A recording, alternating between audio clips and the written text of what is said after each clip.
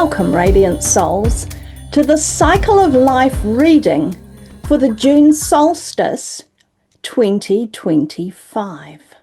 I'm filming this on the 16th of June, just ahead of the solstice. And the reason I'm filming this particular Cycle of Life reading is because recently I've been seeing a lot of posts on Facebook, on social media, and YouTube channels where people are concerned about what's coming up over the rest of June and for the month of July.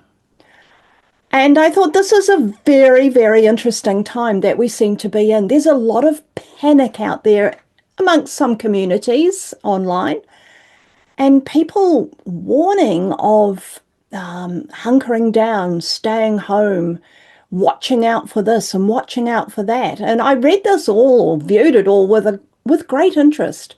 I know that we're in a time of massive change, that the Schumann resonance is off the charts, and the flares from the sun are creating a lot of experiences and changes that we are unfamiliar with in our third dimensional bodies. Saw a great graphic where it demonstrated how the flares from the sun actually come and basically enfold Earth with its energy. And that made me think about what we're actually going through at the moment. And I'm reminded that before we can break through into anything new, we have to go through the darkest hours. We have to go through the hardest times. We have to be able to break apart, break away, to be able to break through, to come into the new, to come into the other side of ourselves. In myself and with Yasa, we've had a lot of discussions recently about how things are different for us.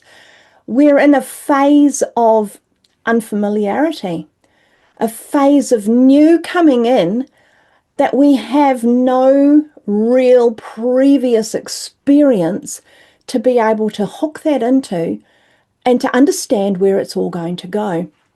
And I'm thinking that this has got something to do with some of these posts I've been seeing that are coming up with regards to these next few weeks. We're definitely in a time of planetary alignments, of a new age, as in the age of Aquarius, where we're shifting basically out of one overarching way of being into something new. Prior to now, we've been in a phase of blind faith, of believing what we've told, of somebody having to lead us and show us what to do. Whereas with the new phase that we're moving into, this is about that knowing coming out from the inside, about knowing how to use that, about how to work with other people for the greater good, rather than having a top-down hierarchy expressing to us what we should be doing, how we should be doing it. There's a greater swell of people wanting to live from within and to be basically the masters of their own destiny. How that all fits together when we're in a time of supposed doom and gloom, of all these experiences and warnings about what we should not do and what we should be doing in our fearful way of living, I thought it would be a really interesting idea to draw some cards and to have a look at what's actually going on, according to my perception and according to the messages that I'm shown. So this is the Cycle of Life reading for the solstice of 2025 in June. I'm in the southern hemisphere, so we're in our winter solstice, and a lot of what comes to me is flavored by that. But this is appropriate also to the northern hemisphere, where you will be entering your northern and summer solstice, where you'll come to the longest day of the year in about a week's time. And here in the south, we're going to be coming to our shortest day of the year, which I think is great because once we get past that point, our days start getting longer and warmer, and there's more light in our environment. And I'm definitely a person that enjoys the light and the warmth and the summer. Winter's definitely a time for me to hunker down and to just step back a wee bit and reflect a lot more, perhaps, instead of getting outside and enjoying the day and the sun. Right, so the way that the cycle of life works is that I have drawn one animal totem card to give us an overarching theme. The cards that I'm using are these lovely spirit animal totem cards by Colette Baron Reed, my favorite for working with animals. And I've got a regular, just a standard old pack of playing cards. These ones are from a just from a local stationer's not too far from us.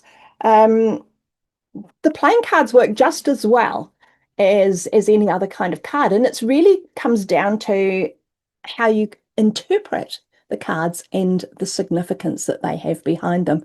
As we go through, I'll explain to you what those cards mean and how they fit into our overall theme. So I do like to draw cards prior to coming online. The reason I do that, for me, it's not about showing you the knowledge or the what I can do. It's about bringing the best messages forward so that you can judge for yourself what's going on in this time, and you can think about how this applies to you. So I've got no vested interest in proving one way or another what I can do with cards. That's irrelevant to me. The cards are just a prop. But really, what I'm wanting to do is to bring through the best messages I can. So when I draw them offline, that's because I've allowed time for information to filter in so that I can get as many perspectives as possible to bring to you today. So let's start off with the animal totem that has come up from my request to experience or to see, in light of all this doom and gloom that's going on online, what the true story is. I'm looking for cards that are going to express our highest good. That's yours and mine, everybody's. The ones that are going to show us what we need to know most. So I put that intention out before I drew anything. And the card, the animal card that came through for us this time is the wolf.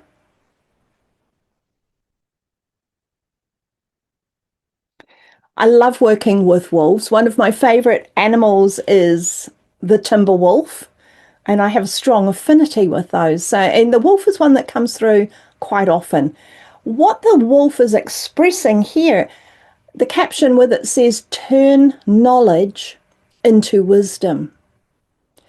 So we were talking just a little bit earlier about knowing things, about hearing about what's going on in the world. So that's where you gain your knowledge from. You gain it from experiences with other people by talking, by reading, by viewing, or gaining messages for yourself. That's all knowledge. And that knowledge basically sits here in our indigo chakra or our third eye. Knowledge is facts, figures, data. And on their own, you can have a page of words that are not connected together. And you can read through those and you'll get a general gist of, oh, these words all seem to be about this. But any real understanding is missing. Now, when you put those letters or words together into phrases, clauses, sentences, and then paragraphs, and then into a whole piece of writing, prose or narrative, suddenly the lights come on and suddenly we know what it's about. So we've taken that individual knowledge of facts from our brow chakra and we're turning them into understanding. When we can use that understanding to show us the way that we move through the world, to show us the depths of our experiences, and to be able to judge and discern when the appropriate time to say or do anything is, then we're moving into wisdom. Wisdom is understanding timeliness.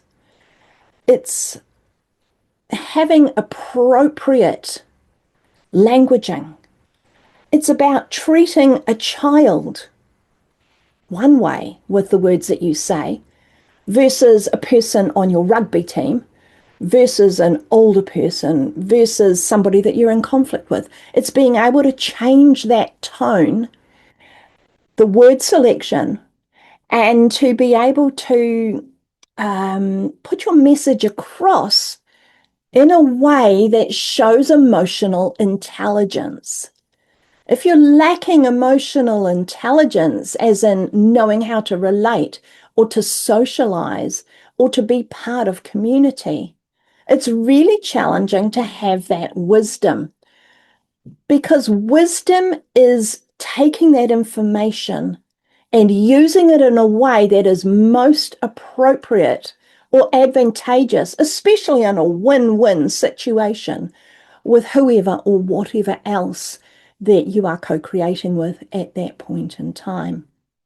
So, big difference between wisdom, between knowledge, which is sitting in our brow chakra, and wisdom, which is out through our crown chakra, where we have more freedom or connection to our higher beings, to the parts within us that are more than just these mere mortal physical beings that reside on Earth.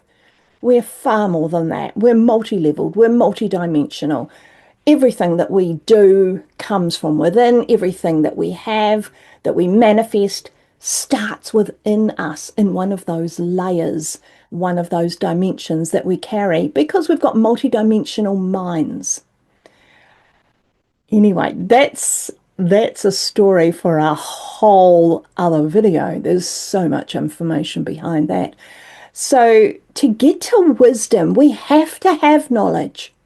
But if we just cap ourselves there with knowledge, then that's not enough to grow and mature into having wisdom in situations.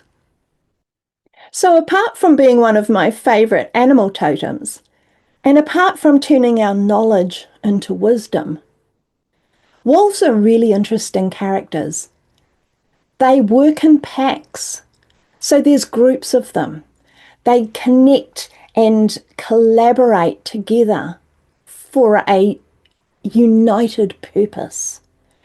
Sometimes we can do that and it can be for positive, but there are definitely factions in the world today, and even closer to home with our families, our friends, our local community groups, where that's not always the case. And some of those groups are coming together for reasons that are not necessarily in the best interests of the wider community or the wider universal concept of what we all stand for here on Earth.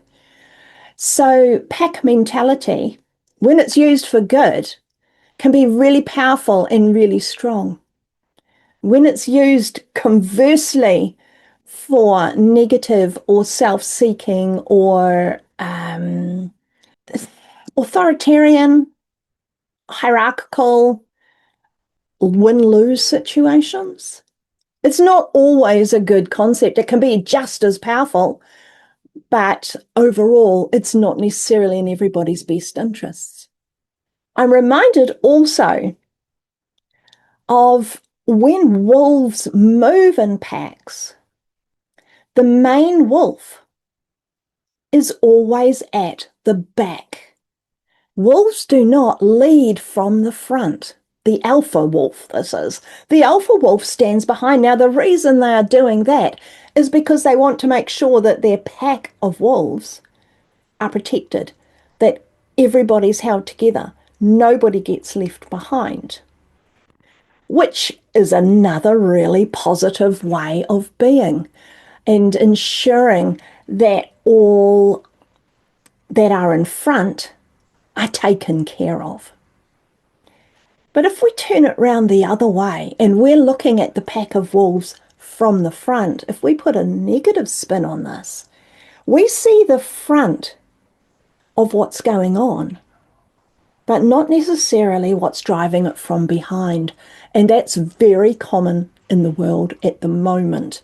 We see an illusion or a facade that our attention is taken by, and we're not often aware of what the motivator is, of what the driving force is, and what's propelling that movement or that experience or that tragedy. I'm thinking like where people have perpetrated major crimes or major dissension or something, on a group of people, and we don't always know what's behind, where it's coming from, who's organising it, this kind of thing. There's a lot of that talk at the moment. There's a lot of talk about who's behind this, who's pulling the strings, who's the one that's really in charge. So it's just an interesting concept. We've got the wolf where he's behind.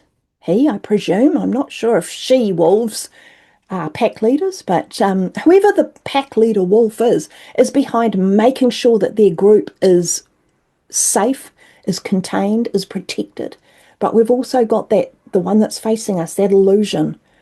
We think that what's out front is what's there to get our attention or is our threat, but it can be that something is behind that moving it forward. So there's another way that we could be looking at wolves. A couple of other sayings that cross my mind here is about keeping the wolf from the door. Now, that's usually in times of hardship, that if you want to keep the wolf away from the door, you're usually doing things hard. It's usually a difficult time for you. And to keep the wolf from the door often means that you've run out of funds or resources and that there's an outside threat. So that came up to me as well. And that made me think, in line with some of these doom and gloom type predictions that are turning up at the moment. And they're not just the usual run-of-the-mill ones. These are very serious, dire warnings about what's going on, what the planets are saying, what the predictions are, this kind of thing, that this is going to be a time of incredible hardship, of difficulty, of all kinds of dissension and just crazy things that are going on in our world at the moment, accelerating to a point where all we want to do is step back and hide, stay at home. Howling at the moon is another one that came to mind. Now, we talk about howling at the moon when we are expressing ourselves to something that's not going to respond back to us, basically, is how that works. We want something, but it's unlikely to come into fruition. But the way I looked at it is the moon stands for our emotional body, or it's strongly connected to our emotional body. So if we're howling, either we're expressing, we're venting, we're crying, we're raging at the moon, so within our emotions. So this could be a time of heightened emotion as we are trying to process what is coming to us, perhaps as an illusion, because we're unable to take that knowledge and express it as wisdom, because all we can see from knowledge is that we've got something confronting us. And the wisdom is knowing what's in behind it and how to deal with it in a way that is going to take us through smooth waters. The smooth waters concept brought me to the point of thinking about the actual date of the solstice. Now, this is happening around about the 21st of June, which just happens to be the point where we come out of the star sign of Gemini, which is about being sociable and relationships, into the star sign of Cancer the Crab. Cancer the Crab stands for home. It stands for within. And it can be that time where we've got our pincers out, again, keeping that wolf from the door, or barring the way to anything that may threaten us so that we can be safe within our homesteads and safe within our lives. So it just seems a really auspicious time for wolf to be tuning up and to be expressing itself right at this stage. So we're looking here at knowledge tuning into wisdom. We're looking here at polarities, the light and the dark, the positive and the negative, the safe and the unsafe. And at the same time, a considerable amount of illusion. We're being shown what we're supposed to see. Whoever's guiding us there is showing us what they want us to think, to know, and to learn. Whether we take that at face value or whether we can flip that around, use our wisdom, use our previous experiences and our knowledge to create wisdom, that helps us to be able to move forward in a way that's positive for us. So the animal totem gives us the theme that we're working with. What we want to do now is look at some of the detail. And I have to say, I am beyond excited to share this with you. When I drew these cards, I was astounded by what came out.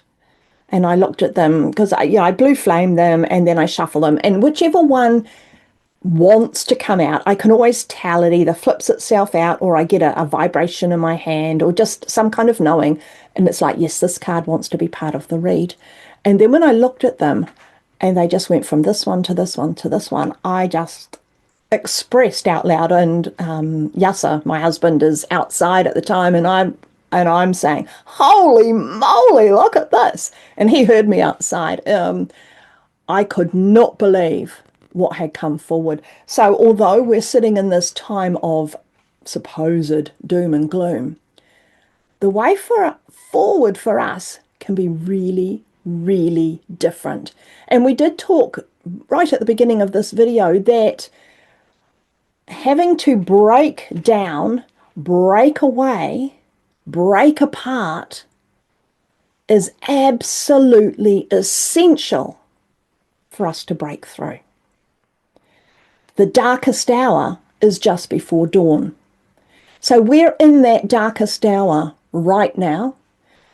What's coming is the dawn of a new way of being.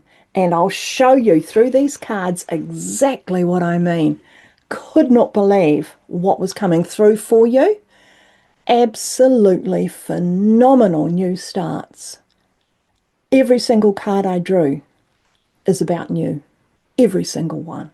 So rather than putting our focus on this doom and gloom, on the illusion that we're supposed to be looking at, we can look at this as a way of just getting through this, grounding, meditating, holding our own space, loving our friends and family, being determined within ourselves to move positively into whatever direction we're going and to follow our soul journey, our flame, and our own guidance, rather than looking at all these distractions that are going to be on the outside of us, no matter how strong they are.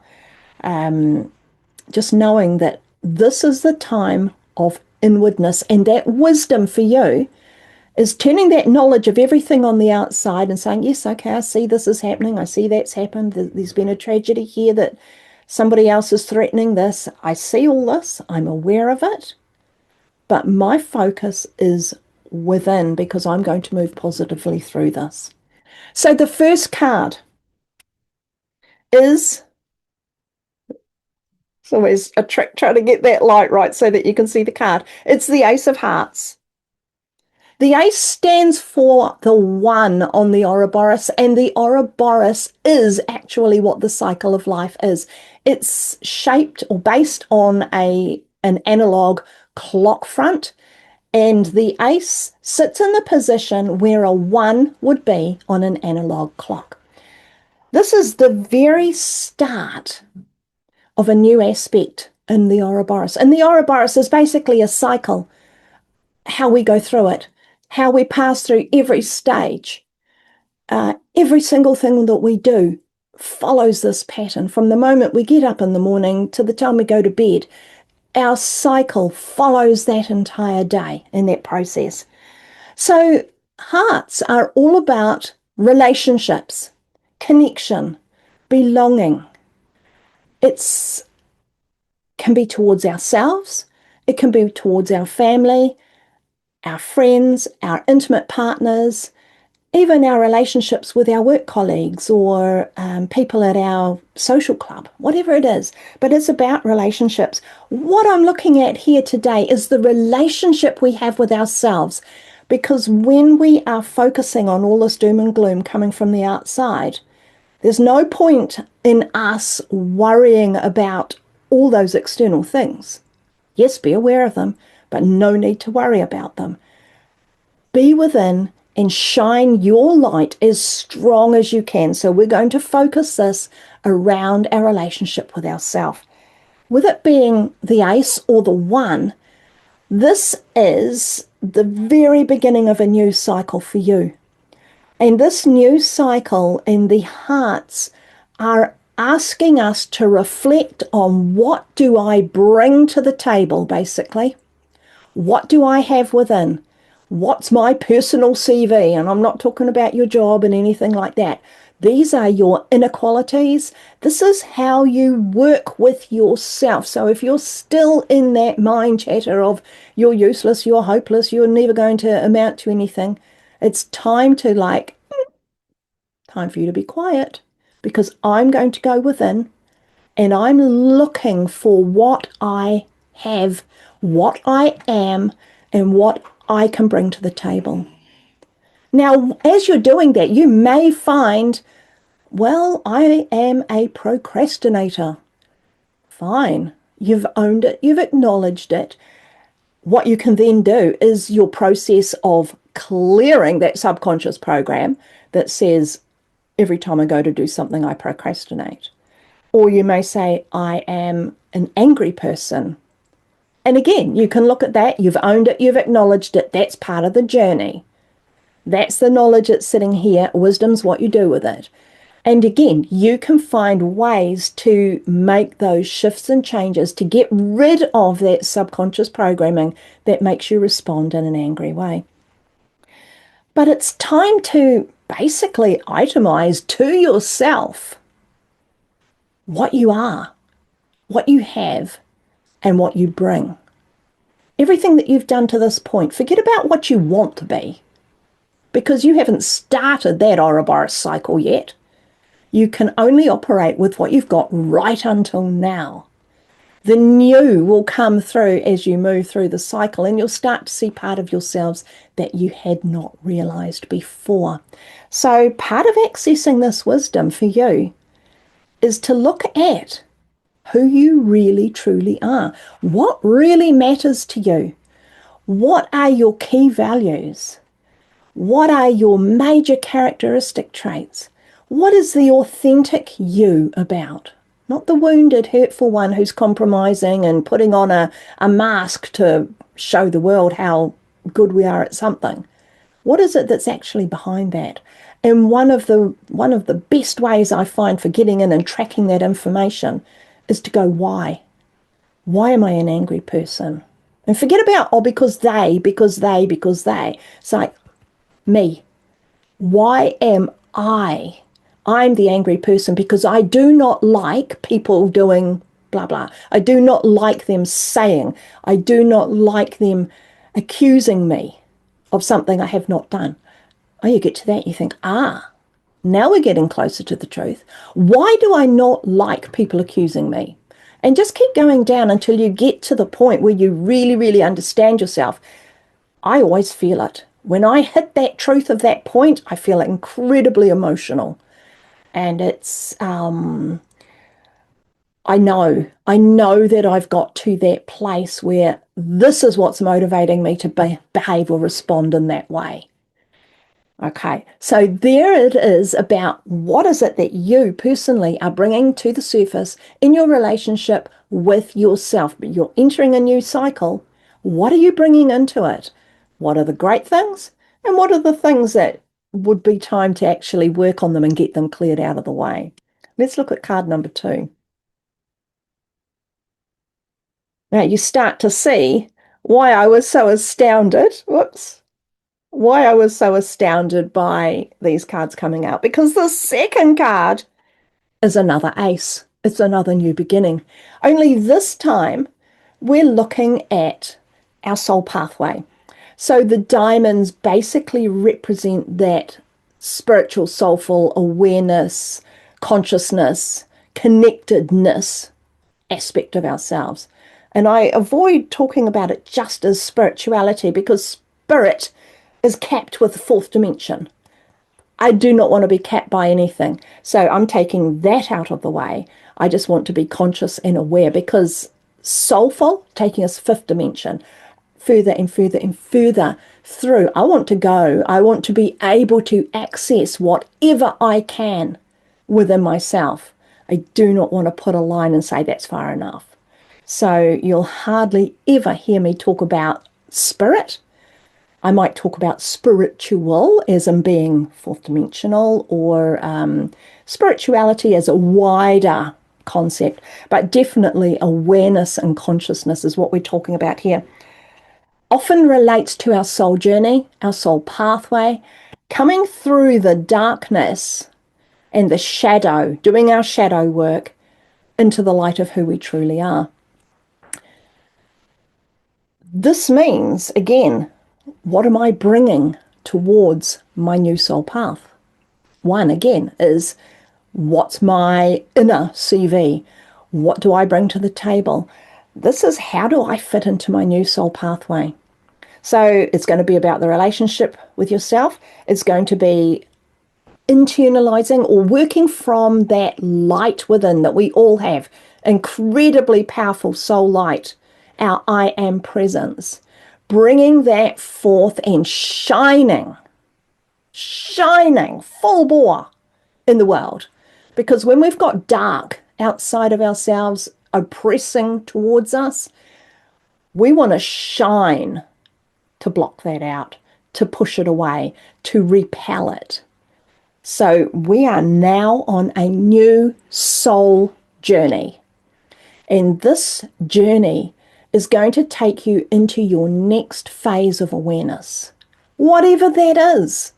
You may be just recently on this soul journey, and that's fine because everybody has to start where they are. Or you may have been on a soul journey for a long time and it's refining and taking you next level, next level, next level. We never stop learning. We never stop growing. There's no competition because somebody's further down the path than you or because you're feeling inadequate because this one can do this and that one can do that. All of that's totally irrelevant. It's a complete waste of your time and your energy. And that's the sort of darkness that's being pushed towards us. Separatism, isolation, division. Soul work is about unification. It's about connectedness, collectiveness. And the age of Aquarius is about all that as well. It's also about taking that knowledge into wisdom. Perfect pivot point for us to move even further into that energy that Aquarius is bringing towards us. The third card. Can you believe it? It is another ace. New beginnings. The spades are about something physical, usually and often to do with work or career, however that plays out for you. But it can also be something physical. You're doing a renovation project.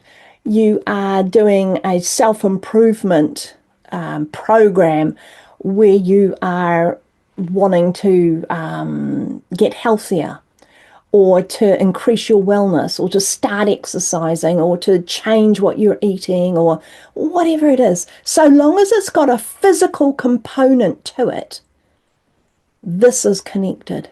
So what we have now, turning this knowledge into wisdom, and knowledge is head. It's head stuff. The spades are the physical. So we do not want to hold all this in our head. We want to be able to do something with it.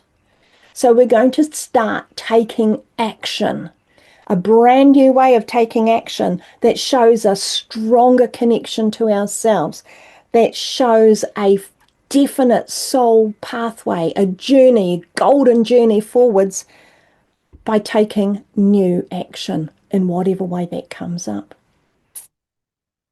The next card is the Four of Hearts. It's still another new card because what it's showing us is that we have got past, when it comes to the relationship with ourselves, we have gone past purely thinking about what do I bring to the table. We're actually starting to put things in motion by the time we get to four. It's big picture perspective. If three was conception, we're just starting to gestate bigger picture ideas about ourselves, bigger picture perspective, bigger picture understanding of ourselves by the time we get to four. So this has already sown the seed in preparation for what's coming in with the solstice energy. So not only are you coming in with this much stronger new perspective on yourself, but you've already started breaking through and cracking a few surfaces. This is like the scout that goes out front and is seeing what's out there a little bit, feeding the information back so that this one can do the heavy lifting. So you've got that going already. This is extremely exciting and auspicious for you and for me too, for everybody, because we definitely are moving and shifting and changing into something very, very exciting. The final card. This is the King of Clubs. Now, you may think that the King is right at the end, so how can it be a new beginning?